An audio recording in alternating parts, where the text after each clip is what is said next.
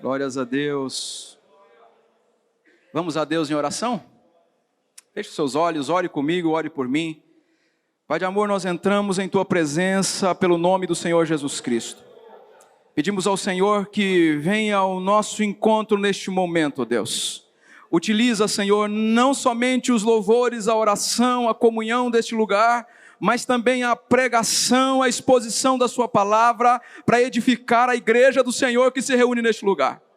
Pai de amor, toca em nosso coração de maneira especial, para que a gente possa entender o Seu propósito para a nossa vida, e que a gente tenha, ó Deus, uma semana abençoada a partir do culto a Ti, a partir da leitura da Tua palavra, a partir do desafio da Tua palavra, que possamos enfrentar mais uma semana, até nos encontrarmos novamente no próximo culto para o louvor da Sua glória. Oramos, amém, graças a Deus. Pode se assentar, meu irmão. Muito bom estar aqui com vocês, depois de alguns anos. Feliz por estar aqui na Igreja de Jesus Cristo, da Vila Medeiros. Agradecemos ao convite, agradecemos ao pastor Alain, e nesse agradecimento estendemos a todos os pastores, presbíteros, todos os irmãos e irmãs, que todos sejam abençoados por Deus, aos nossos convidados, que participam com a gente, aqueles que são convidados dos irmãos que estão aqui com a gente, nós agradecemos também, e é uma alegria da parte de Deus, participar do louvor, comunhão, oração, é muito importante estar neste lugar, e a gente vai caminhar um pouco, conforme a leitura bíblica, no capítulo 5 de Josué. Gostaria que você checasse na sua Bíblia novamente, capítulo 5 de Josué. O texto começa no versículo 13, vai até o versículo 15. Josué, capítulo 5, do 13 ao 15. Diz assim: estando Josué já perto de Jericó, olhou para cima e viu um homem em pé, empunhando uma espada. Aproximou-se dele e perguntou-lhe: você é por nós ou por nossos inimigos? Nenhuma coisa nem outra, respondeu ele, venho na qualidade de comandante do exército do Senhor. Então Josué prostrou-se com o rosto em terra, em sinal de respeito, e lhe perguntou: que mensagem o meu senhor tem para o seu servo? O comandante do exército do Senhor respondeu: tira a sandália dos pés, pois o lugar em que você está é santo. Nós estamos cada semana no desafio, numa caminhada, na luta. Todos nós, a gente batalha muito durante a semana para vencer as lutas. Eu tenho certeza que aqui tem irmãos que lutaram muito de sábado passado até agora, ou até ontem à noite. Lutas das mais diversas possíveis. Ainda bem que nós temos a igreja, porque as pessoas que não têm um lugar de encontro coletivo, as pessoas não têm a expectativa de que a próxima semana será melhor. Então nós lutamos para nos aproximar de Deus, lutamos muito para que a gente tenha um coração sensível à voz de Deus, mesmo diante dos desafios. E quando a gente olha para a palavra de Deus, temos a impressão que nós estamos numa caminhada, nós estamos numa jornada. E esta jornada, ela começa aqui nessa existência, mas ela não termina aqui nessa existência. Por esta razão, o nosso coração se enche de esperança quando a gente escuta, ouve os louvores. O nosso coração se enche de esperança quando a gente lê a palavra de Deus. O nosso coração se enche de esperança quando a gente percebe que no final da jornada, no final da estrada, não há um vazio no final da estrada. No final da sua estrada não tem um vazio. No final da sua estrada, eu sempre gosto de pensar que no final da sua estrada tem um homem. Tem um homem de braços abertos. E o nome deste homem é Jesus Cristo. No final da sua estrada tem alguém à sua espera. Por isso a gente caminha. Por isso que a gente avança. Por isso que a gente tem a expectativa de chegar lá. No capítulo 5 de Josué, nós encontramos registrada a história de um povo peregrino, de um povo caminhante, que recebeu de Deus a promessa de uma casa. Que recebeu de Deus a promessa de um país, de um lar, de formar um povo. E este povo caminha na expectativa de chegar. Mas esta promessa foi feita há 400 anos antes de começar a caminhada. 400 anos antes, Deus chama um homem e diz: eu vou mostrar um caminho para vocês. Eu vou mostrar uma direção para vocês. E Deus vai trabalhando nos bastidores da história. Quando Deus chega o tempo próprio de Deus realizar o seu plano, Deus chama um líder para tirar esse povo de um lugar e levar para a terra prometida. Deus chama Moisés. Esse pessoal sai, alguns historiadores vão falar em torno de 3 milhões de pessoas. Então esse povo sai do Egito, só que na caminhada, cerca de 40 anos depois, Moisés morreu.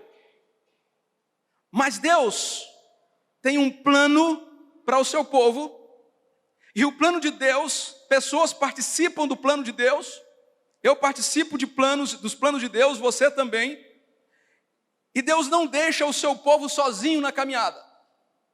Então Deus chama Josué. Josué é chamado por Deus para avançar e levar esse povo ao lar prometido. E Josué cumpre aquilo que Deus coloca para ele.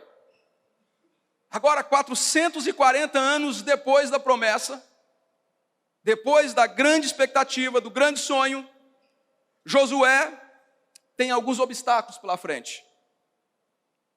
Primeiro obstáculo, Josué teria que cruzar um rio, o Rio Jordão. O Rio Jordão tinha em torno de uns 20 metros de largura. Mas era uma época de chuvas. Então o povo precisava avançar, mas não tinha condição de passar esse primeiro obstáculo. Então Deus faz um milagre. O povo avança porque de forma milagrosa Deus abre o rio e o povo avança.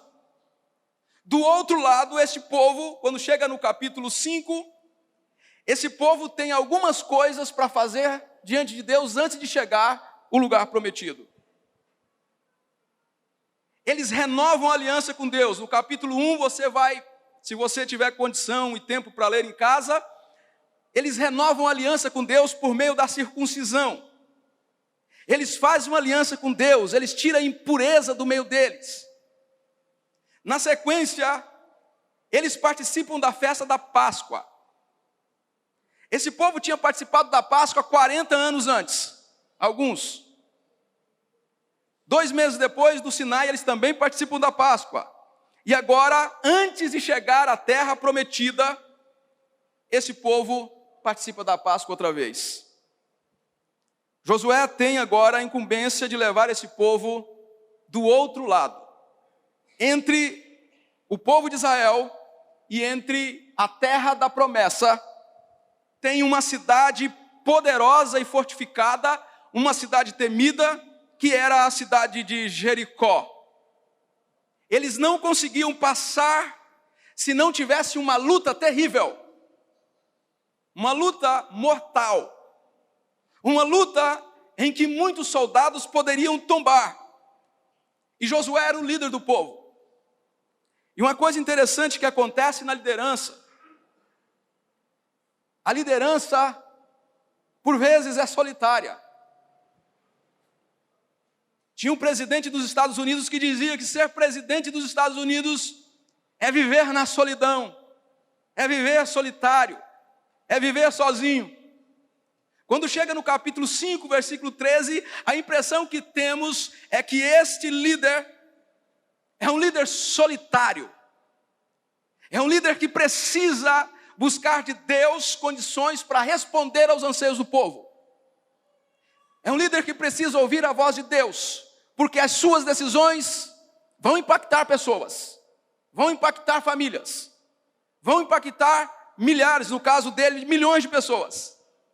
Então ele sai para uma caminhada, para refletir, para buscar de Deus resposta, e o texto diz que quando ele estava chegando perto do muro de Jericó, ele olha para cima, e quando ele olha para cima, ele vê um homem, mas não era um homem comum, era um soldado que estava com uma espada na mão, e ele fica preocupado porque do exército de Israel não era, do exército de Jericó não era, porque Jericó estava trancada. Era um homem também sozinho. E naquele momento Josué pergunta a este homem: você é do nosso exército ou do exército de Jericó? O homem diz: não sou nem do exército de Israel, nem do exército de Jericó. Eu sou do exército do Deus vivo. E venho para trazer uma mensagem para você. Então ele traz a mensagem para Josué. Disse o comandante do exército do Senhor: tire a sandália dos pés, porque o lugar que pisa é terra santa. Esta palavra foi dada a Moisés, lá em Êxodo capítulo 3. Tire a sandália dos pés, porque a terra que você pisa é terra santa. Nessas palavras da parte de Deus, era como se Deus dissesse para Josué: a vitória é sua, porque eu estou lutando por vocês nesse dia. Todos nós caminhamos para a casa do Pai. E nessa longa caminhada, que para Israel foram 440 anos, para alguns são 60 anos, para outros 70, 80 anos, mas todos nós caminhamos para a casa do Pai. Nesta caminhada, desde que nós deixamos o Éden, o jardim do Éden, fugimos da presença do Pai. Que Jesus vai dizer isso na parábola do menino perdido, que ele foge para longe do Pai. Todos nós fugimos da presença do Pai. E é por isso que todos nós estamos em retorno. É por isso que você está em retorno. É por isso que você está caminhando de volta. É por isso que você dá um passo a cada sábado para vir para a igreja de Medeiros, de Vila Medeiros. Porque você está a caminho da casa do Pai. Porque você está a caminho do lar. Porque você está a caminho do encontro com Deus. E nesta caminhada, eu posso aprender algumas coisas a partir de Josué. A caminho de casa, você não está sozinho. Deus está com você, amém? Deus está comigo. Quando Josué experimentou a mais desafiadora experiência de sua carreira, o líder de Israel, segundo o texto, ele olha para cima. Quando você enfrenta situações difíceis da sua vida, não olhe para baixo, olhe para cima, olhe para o trono de Deus, olhe para o trono do Senhor Jesus Cristo. Josué tinha experiências com Deus. Dê uma olhadinha na sua Bíblia, Josué capítulo 1, versículo 5. Josué tinha ouvido a voz de Deus. Josué capítulo 1, versículo 5. Diz assim: ninguém conseguirá resistir você todos os dias da sua vida. Assim como estive com Moisés, estarei com você. Nunca o deixarei, nunca o abandonarei. Josué tinha ouvido a voz de Deus. Não só Josué tinha ouvido Deus, mas o povo de Israel também tinha ouvido a voz de Deus. Veja o capítulo 3, versículos 9 e 10. Então Josué disse aos israelitas: venham ouvir as palavras do Senhor, o seu Deus. Assim saberão que o Deus vivo está no meio de vocês. O povo tinha ouvido a voz de Deus. Mas quando chega agora no capítulo 5, versículo 13. 5:13. Então Josué, já perto de Jericó, olhou para cima e viu um homem em pé, empunhando uma espada.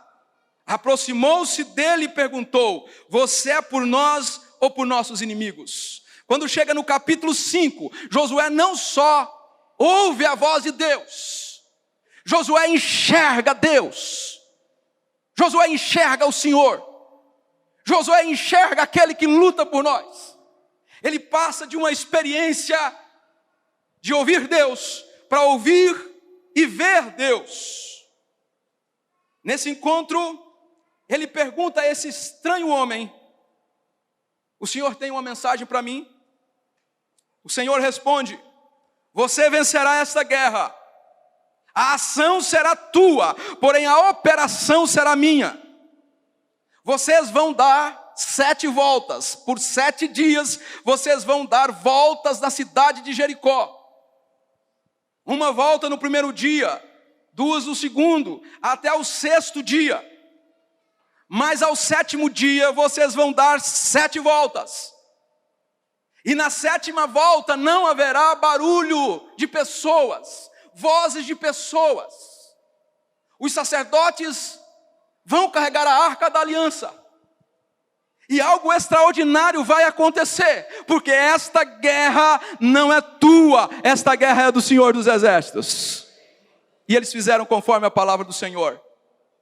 E ao chegar no 7º dia, depois da 6ª volta, na 7ª volta, o povo de Deus, os sacerdotes tocaram trombetas, e a palavra é para gritar a toda a força, e o povo gritou, e quando as trombetas foram tocadas, e o povo clamou ao Senhor, diz a palavra de Deus, que o muro de Jericó caiu de alto a baixo, pelo poder e autoridade da palavra do Senhor.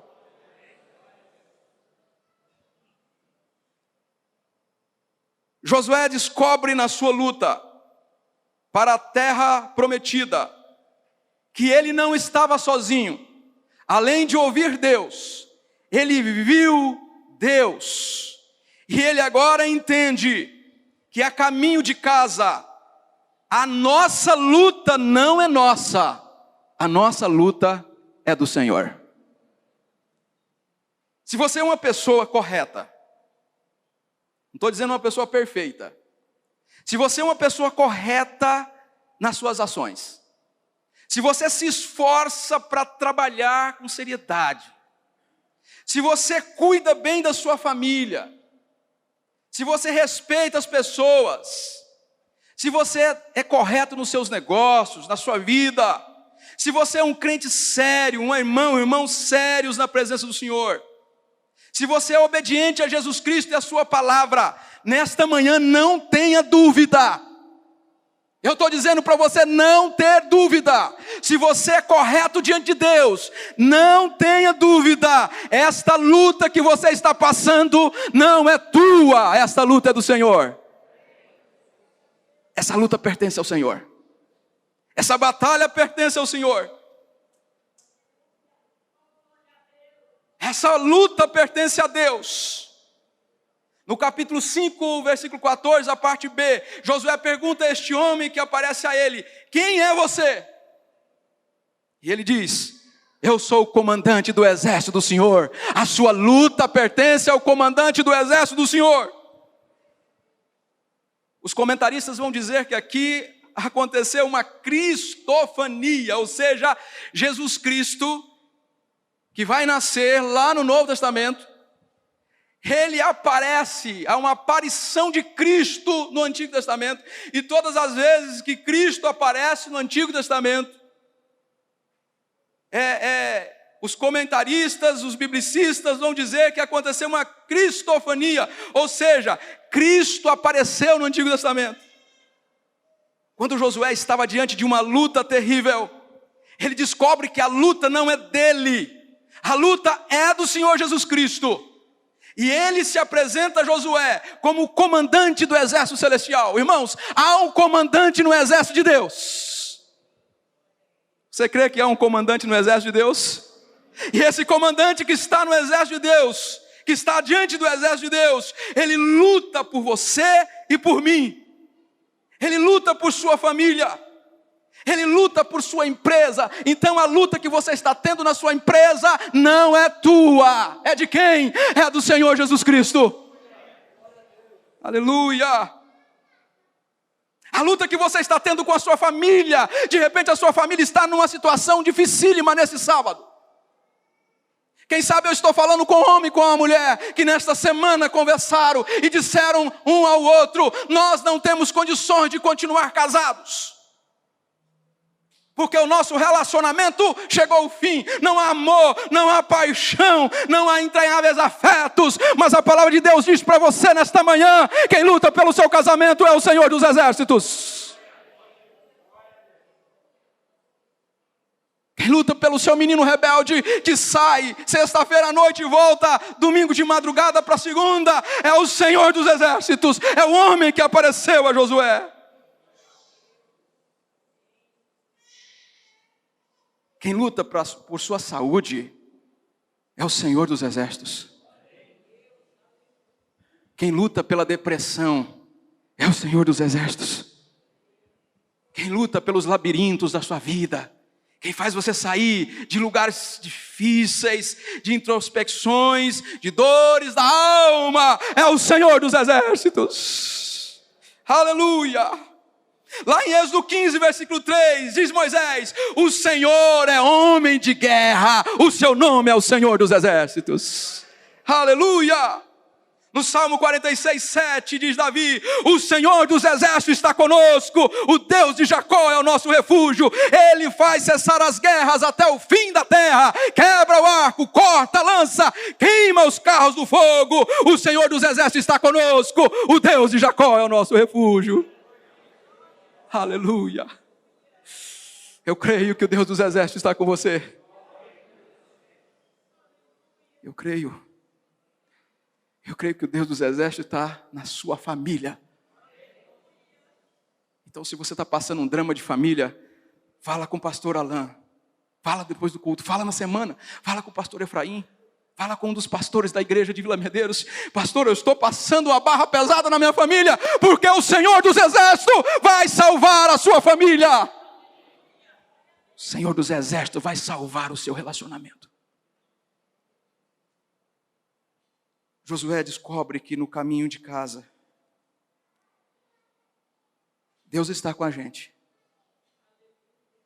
E o Senhor pega a espada e vai na frente da gente lutando por nós. Deus nunca perdeu uma batalha, amém?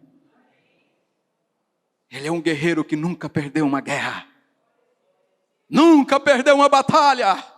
A voz do Senhor é poderosa. A voz do Senhor despedaça os cedros do Líbano. A voz do Senhor é o martelo que esmiuça a rocha. A voz do Senhor é poderosa na sua vida. O Senhor dos Exércitos está com você. O Deus de Jacó é o seu refúgio. Josué descobre que no caminho de casa, Deus reescreve a história. Deus reescreve a história. O nome de Josué era Oséias. Oséias é salvação. Mas Deus muda o nome de Josué. Yehoshua. Deus muda o nome dele. Nome é uma coisa que a gente não escolhe. Nome é escolhido pelo pai, é escolhido pela mãe, é escolhido pelo avô, pela avó. A gente não tem oportunidade de escolher o nome, mas Josué teve a oportunidade de ter o nome escolhido pelo próprio Deus. O seu nome não é mais salvação, mas Deus é a salvação. Eu sou a salvação, eu sou o Salvador. Josué descobre que Deus reescreve a história, que Deus muda o nome, assim como mudou o nome de Jacó para Israel, de trapaceiro para vitorioso. Deus muda a história, altera a história, reescreve a história. Eu creio, irmãos, que Deus está reescrevendo a sua história. Você crê nesse negócio? Que Deus está reescrevendo a minha história. Deus está reescrevendo a história do diácono Osni. Deus está reescrevendo a história do pastor Alain. Deus está reescrevendo a história do pastor Hermes. Deus está reescrevendo a tua história. Nada na sua vida é por acaso. Todas as coisas cooperam para o bem daqueles que amam a Deus, daqueles que são chamados segundo o seu propósito. A sua história está sendo reescrita por Deus. Ou você pensa que a casa que o seu pai comprou há 40 anos foi uma decisão dele? Não foi uma decisão dele. O apartamento que seu pai comprou há 20 anos não foi decisão dele. É Deus reescrevendo a história, porque Deus está nos bastidores da história. É Deus alterando você, é Deus alterando a mim. Deus está reescrevendo a minha história, para eu me parecer com o Senhor Jesus Cristo. Para eu ficar à imagem e semelhança do Filho dele. Porque um dia ele olhou para o Filho dele e disse: tu és o meu Filho amado, em quem me comprazo. Deus está reescrevendo a história, para olhar para você e para mim e dizer: tu és o meu Filho amado, e eu tenho prazer na sua existência. Deus está refazendo a história. Por isso eu creio que Deus refaz o seu casamento. Porque a nossa vida é um livro aberto e Deus vai editando a nossa vida. Deus refaz amizades rompidas. Deus refaz a comunhão na igreja. Nessa caminhada, Deus está me levando de volta para casa. E para que eu chegue lá, de acordo com a vontade dEle, Ele permite que eu passe por situações difíceis. Tem alguém passando por situação difícil nessa manhã? Sim ou não? Tem alguém passando por batalha lá na empresa? Sim ou não? Tem alguém passando barra pesada na família? Tem. Tem alguém agora com parente que está no hospital? Tem. Tem agora gente que está enlutada? Tem. Mas Deus está reescrevendo a sua história. Os sofrimentos do tempo presente não são comparados com a glória que em você e em mim há de ser revelada por Cristo Jesus. Nessa caminhada Deus está nos levantando. Tudo que tem na sua vida, se você é um crente sério, tudo é feito nos bastidores por Deus. Tudo. Tem um teólogo americano chamado August Sais. Ele diz que há um GPS eterno que nos acompanha. Se você é sério, tem um GPS que te acompanha. Cada vila, cada rua, cada avenida, cada supermercado que você entra, cada empresa que você entra, há um GPS de Deus com você. Aleluia. Se você é um crente sincero, alguém está reescrevendo a sua história. O mesmo teólogo Augusto Sais diz: há mãos eternas que escrevem a nossa história. Você não está na igreja de Vila Medeiros por acaso, amém? Você está aqui porque um dia o Senhor reescreveu a sua história. E a sua história passa por essas portas, a sua história passa por esse púlpito, a sua história passa por esses bancos, a sua história passa por esses bancos do coral, a sua história passa pela galeria da igreja, a sua história passa pela mão de Deus. Jesus afirma em Mateus 28:20: e eu estarei com vocês todos os dias, até a consumação dos séculos. O Senhor está com a gente. Nós cremos que Deus está conosco. Ele sempre esteve com o povo no caminho de volta, no caminho para a terra prometida. Foi Ele que esteve com Moisés, quando Moisés enfrentou Faraó. Foi o mesmo Senhor Jesus Cristo que esteve com Sadraque, Mesaque e Abdenego, quando tinha fogo numa fornalha poderosa na Babilônia, e eles olharam e tinham uma quarta pessoa dentro da fornalha, porque Jesus estava lá. Foi o Senhor Jesus Cristo que esteve em uma caverna de leões. Quando Daniel foi jogado na caverna de leões, a Bíblia diz que a boca dos leões foi trancada, porque Jesus estava lá. Jesus Cristo esteve com Davi quando lutou com o poderoso Golias. Não foi uma pedra simples que matou aquele gigante, foi o poder e a autoridade de Cristo Jesus. Jesus Cristo esteve com Pedro na prisão, quando um grande terremoto abriu a porta da prisão. Paulo e Silas, um grande terremoto abriu a porta da prisão, e eles saíram de lá seguros, eles saíram de lá sem nenhum ataque, saíram de lá sem nenhuma lesão, porque o Senhor esteve com ele.